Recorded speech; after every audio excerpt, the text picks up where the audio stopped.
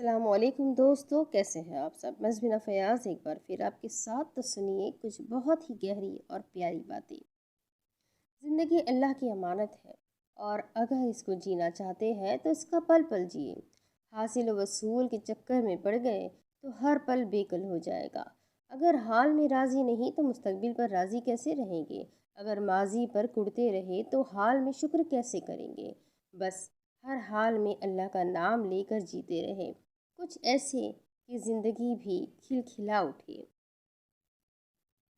دل کس لیے بنائے گئے ہیں؟ دل اس لیے بنایا گیا ہے تاکہ وہ اللہ تعالیٰ سے محبت کرے۔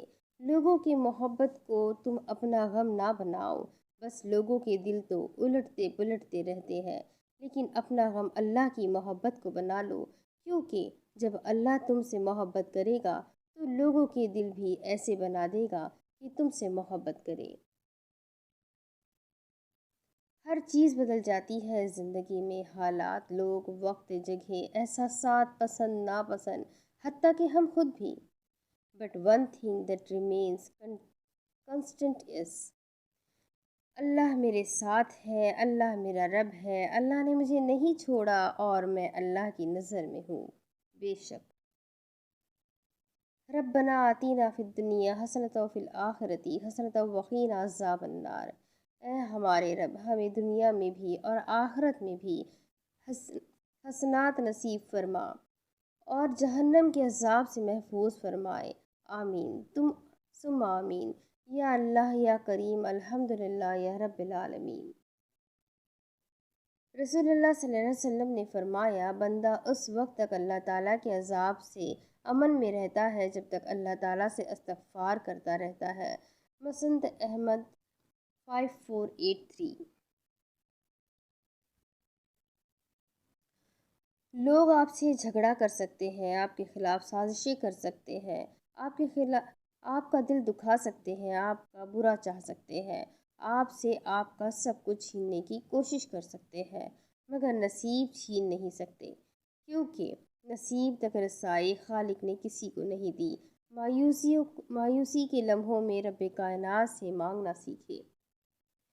زیادہ سوچنا انسان کو ختم کر دیتا ہے، بس دعا کرو اور سب کچھ اپنے رب العالمین پر چھوڑ دو، جو اتنی بڑی کائنات کو اتنے خوبصورت رنگوں سے بھر سکتا ہے۔ تو کیا اسے تم نظر نہیں آ رہے؟ کیا وہ تمہاری زندگی ایسے ہی بے رنگ بنا دے گا؟ بس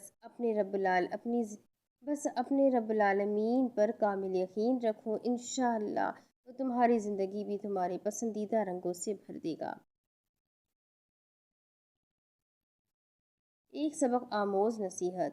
ایک دیہاتی کسی شہر میں فٹ بال کھیلتے ہوئے لوگوں کو دیکھ کر اس نے پوچھا، قریب میں کھڑے ایک بزرگ سے پوچھا، چاچا اس گیند کی کیا غلطی ہے جو سارے مل کر اسے لاتوں سے مار رہے ہیں؟ ان بزرگ نے جواب دیا، اس گیند کی سب سے بڑی غلطی یہ ہے کہ وہ اندر سے خالی ہے، ورنہ کسی کی کیا مجال کہ اسے لاتوں سے مارے۔ موجودہ دور میں ہم مسلمانوں کا یہی حال ہے، ایمان بس زبان پر ہے اور اندر سے خالی ہے، ورنہ کسی کی کیا مجال کہ ہماری طرف نظر اٹھا کر بھی دیکھے۔